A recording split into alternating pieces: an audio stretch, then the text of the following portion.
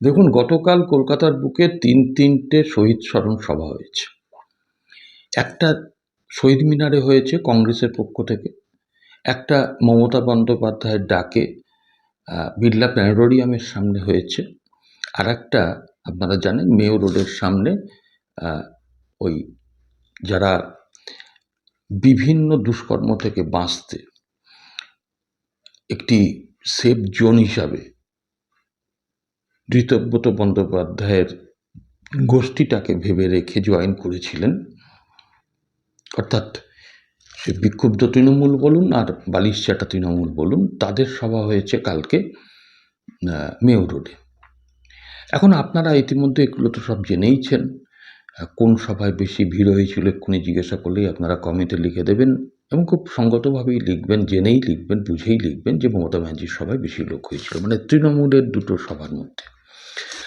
আর আমি যেটুকু খবর পেয়েছি, আপনাদের সঙ্গে আপনারা যা খবর পেয়েছেন আমিও তাই খবর পেয়েছি, এবং এও শুনলাম যে একজন ভ্রাম্যমান হকার বন্ধু, যিনি চা বিক্রি করছিলেন ওই মেয়ো রোডে ঋতব্রতদের ওখানে, তো সেখানে বেশ কিছু সময় থাকার পরে তার আশানুরূপ বিক্রি বাটা হচ্ছিল না, কারণ সেখানে 1200 চেয়ার পাতা হয়েছিল, তার মধ্যে অর্ধেক চেয়ারই ফাঁকা ছিল, এবং সেই যারা উপস্থিত ছিলেন তাদের মধ্যে কোনো প্রাণোচ্ছ্বাস ছিল না। একেবারেই মানে রোবটের মতন তারা ওই শ্রোতা হিসেবে বসেছিলেন। একজন রোবটকে বসিয়ে রাখলে যেরকম হতো, বা ধরুন চেয়ারগুলোতে একটা বালিশকে বসিয়ে রাখলে যেরকম হতো, সেরকমই হয়েছে।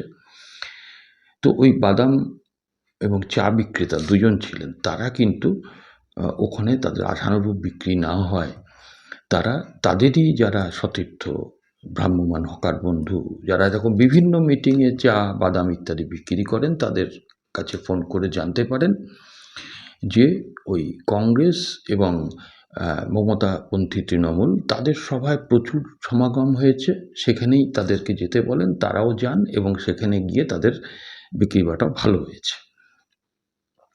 এখন প্রশ্নটা হচ্ছে যে এটা তো পরিষ্কার হয়ে গেল যে হয়তো এমএলএ বা এমপি বা কর্পোরেশনের বিভিন্ন কাউন্সিলর, তারপরে কয়েকটা মিউনিসিপ্যালিটির প্রতিনিধিরা, অর্থাৎ জনপ্রতিনিধি যারা তৃণমূলের, তাদের একটা বিশাল বড় অংশ, অন্তত প্রায় ধরুন 80-90% ওই ঋতব্রতদের সঙ্গে সেফজন মনে করে চলে গেছে। কিন্তু একজন চরম মানে তৃণমূল বিরোধী মানুষ হিসাবে আমি এটা মনে করি যে প্রকৃত জনগণ, মানে তৃণমূলের যারা মানুষজন, তৃণমূল বলতে কিন্তু যে মমতা বন্দ্যোপাধ্যায়, সেটা কিন্তু কালকে প্রমাণ হয়ে গেছে। এখন প্রশ্নটা হচ্ছে যে এই যে ঘটনাটা ঘটল, এরপরে কি আমরা দেখতে পারি, কি হতে পারে। দেখুন, আমার ধারণাটা আমি বলছি, আপনারা যদি একমত হন সেটাও জানাবেন, দ্বিমত পোষণ করলেও জানাবেন, আপনাদের মতামতটা আমার খুব জানার দরকার। দেখুন, একটা যেটা আমার মনে হয় সেটা হচ্ছে, প্রথমত এরা খুব মুষড়ে পড়েছেন ঋতব্রতরা। তাদের যারা বিধায়ক সাংসদ, তারা তো এমনি এলাকায় ঢুকতে পারেন না, কারণ তাদের মধ্যে একটা আতঙ্ক সৃষ্টি হয়েছে যে ঢুকলেই বোধহয় সেখানকার মানুষ যারা তাদের জন্য লড়েছিলেন, জিতিয়েছিলেন ভোট দিয়ে, তারা এবারে ভোটটা ফেরত চাইতে পারে। তো যাই হোক, এই কারণে তো তারা ঢুকতে পারছেন না এলাকায়। এইবারে কিন্তু তারা অনেকেই চিন্তায় পড়ে গেছেন, যা শুনলাম গতকালকের এই সভার চিত্র দেখার পরে, যে হয়তো এই কুলুকুল ধুকুরই গেল, আমাদের আর কোনো রাজনৈতিক ভবিষ্যৎ কিছু থাকলো না। ঠিকই, রাজনৈতিক ভবিষ্যৎ এদের কারোরই থাকবে না। ওই সাংসদদের বলুন বা এই বিধায়কদের বলুন, যারা কার্যত এই মুহূর্তে ঋতব্রত বন্দ্যোপাধ্যায়কে সেফ জোন মনে করে যারা ওদিকে চলে গেছেন, কারণ তাদের এটাই, যেমন মমতা ব্যানার্জির কাছে একটা অগ্নি পরীক্ষা ছিল, ঋতব্রতদের কাছেও অগ্নি পরীক্ষা ছিল। মমতা বন্দ্যোপাধ্যায় অগ্নি পরীক্ষায় জিতেছেন, অর্থাৎ নেতারা গেলেও কর্মীরা মমতা বন্দ্যোপাধ্যায়ের পাশে আছেন, এটা কিন্তু কালকের দৃশ্যত দেখা গেছে।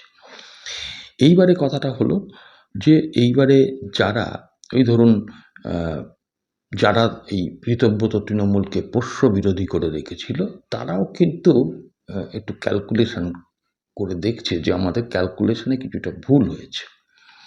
কারণ এই পোষ্য তৃণমূল ভাবা গিয়েছিল যে মানুষ তৃণমূলের সমর্থকদের বা তৃণমূলের নিচুতলার কর্মীদের মধ্যেও বিভাজনটাকে ঘটানো যাবে, কিন্তু ঘটাতে তারা পারলেন না যারা কিনা এই একটা শ্যাডো তৃণমূল কংগ্রেস বানালেন।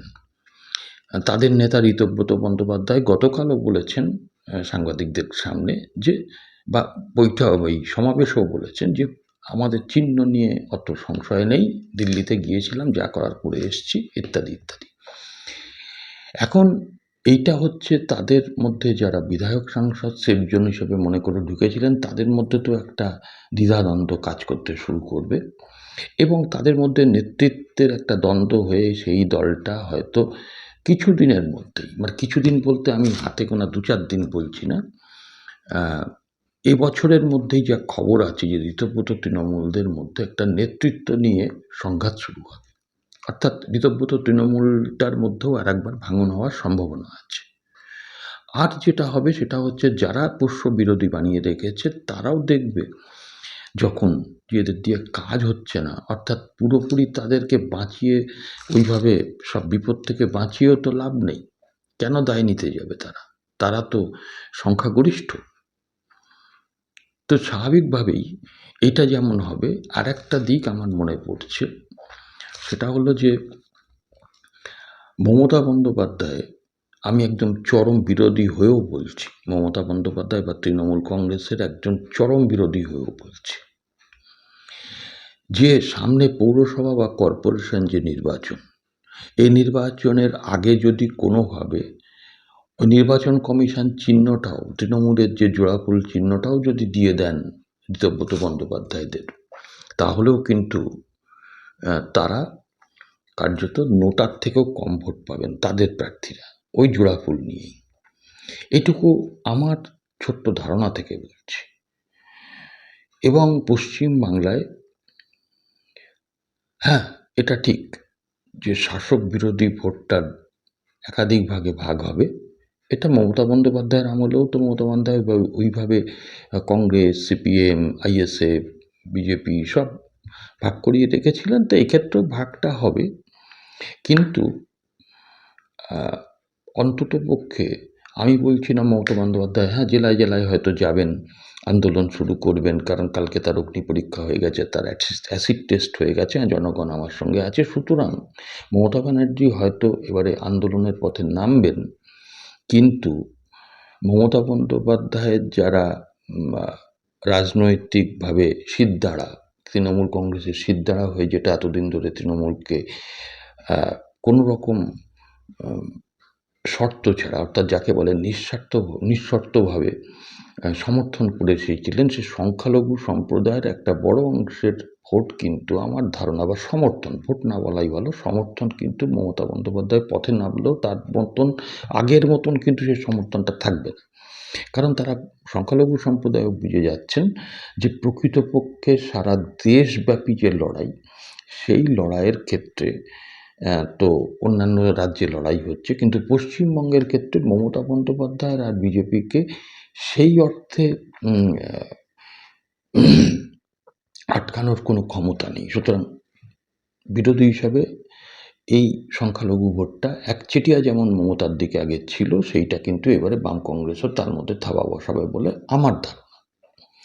এবং কালকে মমতা বন্দ্যোপাধ্যায় বামেদের নাম না করলেও তিনি একটা ওই ইন্ডিয়া জোট নিয়ে যে বার্তা দিয়েছেন, তাতে পশ্চিমবঙ্গে অদূর ভবিষ্যতে কংগ্রেস এবং তৃণমূলের জোট হবে বলে, তৃণমূল মানে মমতাপন্থী তৃণমূলের জোট হবে বলে আমি মনে করছি, যদিও অধীর চৌধুরীরা হয়তো চান না, না চাওয়াটাই স্বাভাবিক, কিন্তু এটা হবে, কারণ বিজেপিকে মূল শত্রু হিসাবে ধরে দেশব্যাপী ইন্ডিয়া যে লড়াই করছে, ককরোচ জনতা পার্টির যে লড়াই চলছে, তাতে করে ইন্ডিয়া যেভাবে সাপোর্ট দিচ্ছে, তো সেই দিক থেকে দেখতে গেলে তাহলে কিন্তু পশ্চিমবঙ্গের লড়াইটা কংগ্রেস এবং তৃণমূলের মধ্যে জোটবদ্ধভাবেই হবে।